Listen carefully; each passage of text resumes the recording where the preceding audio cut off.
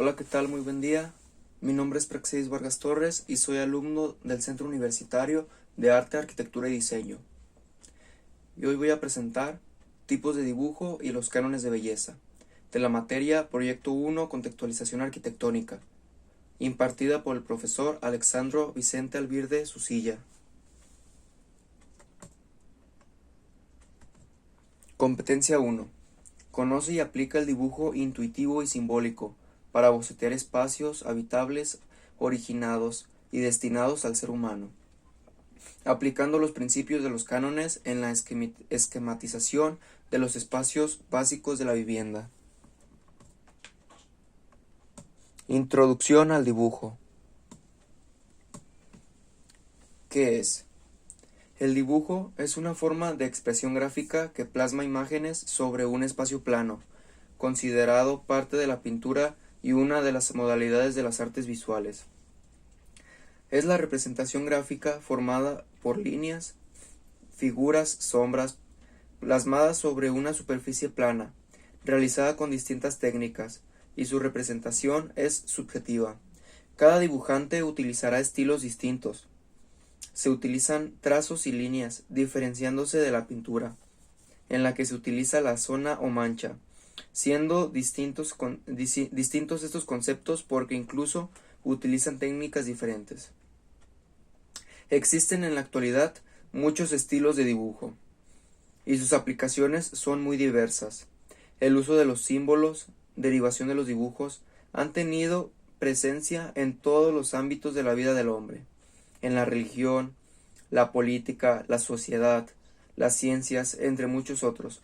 Igualmente, la señalítica ha utilizado estos elementos gráficos para comunicar indicaciones en un lugar determinado.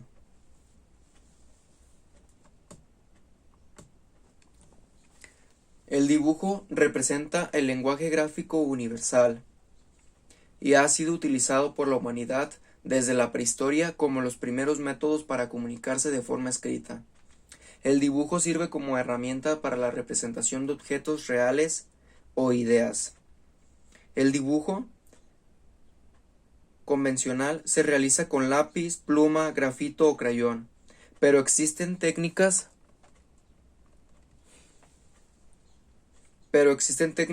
y posibilidades sociales al dibujo, múltiples. El dibujo puede ser representativo, abstracto o simbólico, es decir, puede querer ser una imagen fiel de aquello que representa, o bien evocar sensaciones, perspectivas o formas del dibujante, o incluso trabajar por convenciones. Clasificación del dibujo técnico. Clasificación general. El artístico. Utiliza dibujos para representar ideas estéticas, filosóficas o abstractas. El técnico. Es el procedimiento utilizado para representar topografía, trabajo de ingeniería, edificios y piezas de maquinaria, que consiste en un dibujo normalizado. El dibujo técnico se clasifica en dibujo natural. Es el que se hace copiando el modelo directamente. Dibujo continuo. Es el ornamento esculpido o pintado que se extiende a todo lo largo de una moldura o cornisa. Dibujo industrial. Su objetivo es representar piezas de máquina, conductos mecánicos, construcciones en forma clara pero con precisión suficiente, y es por lo que emplea la geometría descriptiva como auxiliar. Este facilita además la concepción de la obra. Dibujo definido. No es propiamente una rama, pero sí una fase de este, y se hace en tinta china y con ayuda de instrumentos adecuados, que permitan realizar un trabajo preciso. Clasificación del dibujo. Dibujo arquitectónico. El dibujo arquitectónico es aquel que se caracteriza por representar arquitectura, sea este como detalle arquitectónico o como espacio arquitectónico. Puede ser expresado en plano, perspectiva o axonometría. A este tipo de dibujo se le confiere una responsabilidad más objetiva, pues tiene que ser hecho pensando en las personas que habitarán esta arquitectura, muchas veces con sus medios antropométricos y la finalidad de la construcción. Otros aspectos como el color, la administración de espacios y trabajo conceptual son relacionados con el diseño arquitectónico.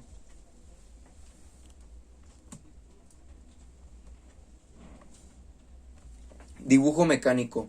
El dibujo mecánico se emplea en la representación de piezas o partes de máquinas, maquinarias, vehículos como grúas y motos y aviones, helicópteros y máquinas industriales.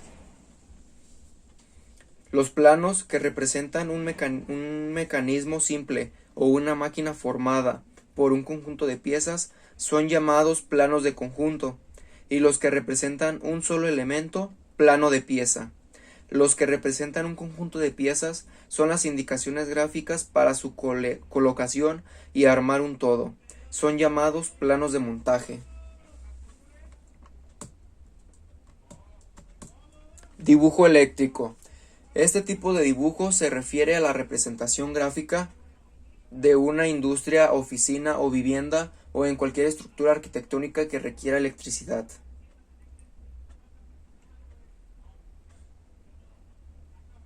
Mediante la simbología correspondiente se representan acometidas, caja de contador, tablero principal, línea de circuitos, interruptores, toma corrientes, salidas de lámparas, entre otros. Dibujo geológico. El dibujo geológico se emplea en geografía y en geología. En él se representan las diversas capas de la Tierra, empleando una simbología y da a conocer los minerales contenidos en cada copa. Se usa mucho en minería y en exploraciones de yacimientos petrolíferos.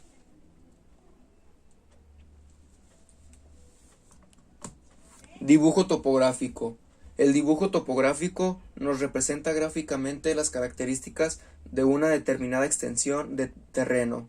Mediante signos convencionalmente establecidos, nos muestra los accidentes naturales y artificiales, cotas o medidas curvas, horizontales o curvas de nivel. Dibujo urbanístico. Este tipo de dibujo se emplea en la organización de ciudades, en la ubicación de centros urbanos, zonas industriales, bulevares, calles, avenidas, jardines, autopistas, zonas recreativas, entre otros. Se dibujan anteproyectos, proyectos, planos de conjunto y de pormenor.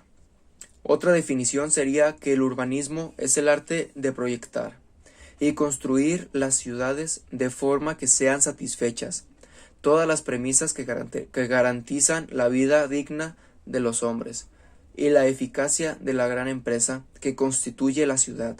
También se define como la ciencia que se ocupa de la ordenación y desarrollo de la ciudad, persiguiendo con la ayuda de todos los medios técnicos determinar la mejor situación de las vías, edificios e instalaciones públicas y de las viviendas privadas, de modo que la población se asiente de forma cómoda, sana y agradable. Simbólico. Es la representación gráfica hecha por medio de símbolos convencionales que expresan una idea concreta. En esto se integran los de interés social, los geográficos y los señalamientos viales. A partir de aquí iniciamos con el tema cánones de la belleza. Introducción al canon. ¿Qué son los cánones de belleza? El canon de belleza representa aquello que una comunidad considera agradable estéticamente y varía en función de la época y el lugar. A través del tiempo se han demostrado que en diversas partes del mundo y en diferentes tiempos han cambiado demasiado los cánones de belleza. En unos lugares son demasiado diferentes a otros. Cánones más comunes.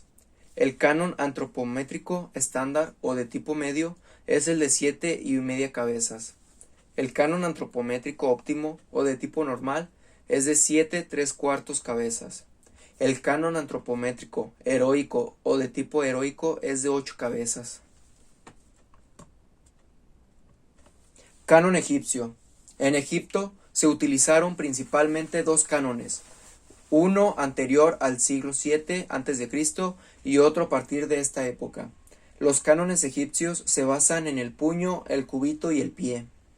El puño, como canon egipcio, es la medida de la anchura de la mano, medida sobre los nudillos incluyendo el pulgar. El canon del cubito se diferencia en cubito pequeño y cubito real. El cubito real, que es una sexta parte mayor que el cubito pequeño, se utilizaba solo para medir los edificios construidos en nombre del rey. A partir del siglo VII a.C. se emplea como proporción del cuerpo humano. La medida del cubito pequeño se entiende desde el hoyo en la parte interior del brazo en el nivel del codo hasta el filo de la uña del dedo pulgar.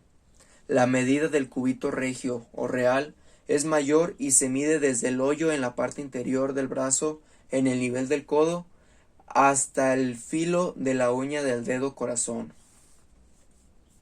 El pie equivale a 3 puños. El canon antiguo egipcio, que se utilizó hasta el siglo VII a.C., dice que el cuerpo humano desde la mitad de la frente hasta el plano del suelo mide 18 puños, que equivalen a 6 pies o a 4 cubitos pequeños. El nuevo canon egipcio, que se utilizó a partir del siglo VII a.C., dice que el cuerpo humano desde el párpado superior hasta el plano del pie mide 21 pies. El antiguo canon egipcio es antropométrico, mientras que el nuevo responde a una estilización de la figura humana. Por lo que en nosotros respecta, nos interesa más el canon antiguo. Canon griego. Precisamente basándose en las matemáticas, el escultor Policleto desarrolló el ideal de la belleza, como la divina proporción. Esta regla marcaba que el cuerpo humano debía medir 7 veces la cabeza, para que tuviese las proporciones perfectas. Pero más adelante, también el escultor Miguel Ángel cambió esta medida, indicando que el cuerpo debía medir 8 veces la cabeza, y la representó en esta escultura llamada David.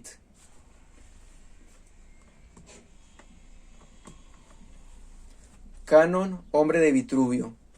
Leonardo da Vinci corrigió algunas proporciones descritas por Vitruvio y añadió otras definiendo el canon matemático, que está considerado como uno de los grandes logros del Renacimiento. En estos estudios se basa del dibujo realizado en 1490. Es un autorretrato de 24.5 por 34.3 centímetros. Vitruvio, de la figura del hombre conocida como Hombre de Vitruvio.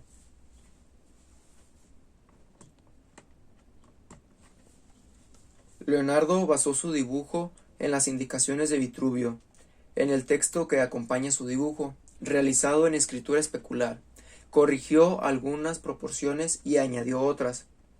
Por ejemplo, que 4 dedos hacen una palma y 4 palmas hacen un pie.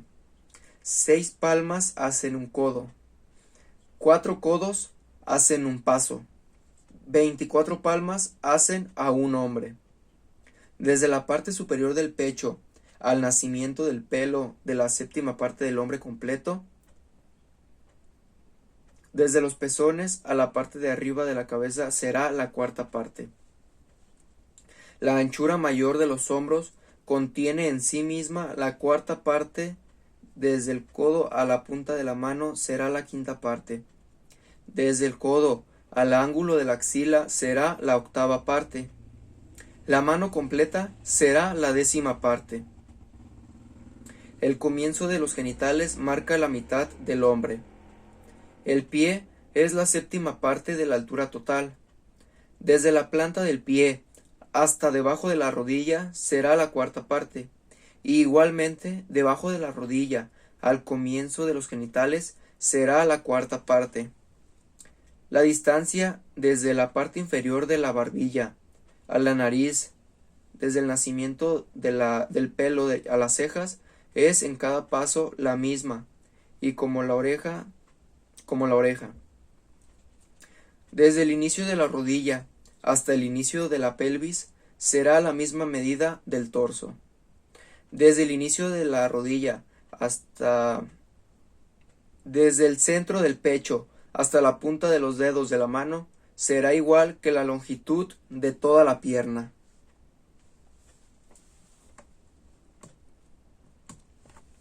Modulor. Ya Leonardo incluía en su estudio proporcional los cambios de posiciones o posturas, y utilizó el número de oro, o la proporción áurea, para establecer relaciones. Le Corbusier desarrolló este aspecto y crea el modulor. El modulor es un libro que escribió el arquitecto y pintor suizo Le Corbusier. En esta se refería que el hombre es, según Le Corbusier, el objeto de estudio, y de sus medidas se debe extraer la unidad para la creación. Es un nuevo intento de relacionar las adecuadas proporciones en el mundo del arte, a partir del número phi. Un hombre con la mano levantada tiene una altura de 226 centímetros. Su punto medio es el ombligo a 113 centímetros del suelo. Desde estas dos medidas crea dos series de números que son divisibles entre phi, y que según Le Corbusier son las que se deben usar creando combinaciones armónicas. A una escala se le llama roja. Las unidades son 4, 6, 16, 10, 27, 43, 70, 113, 183, etc.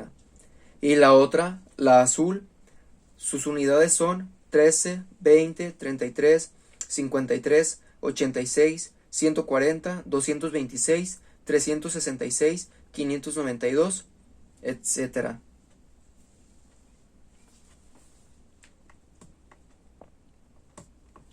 Bueno, hasta aquí mi presentación. Muchísimas gracias.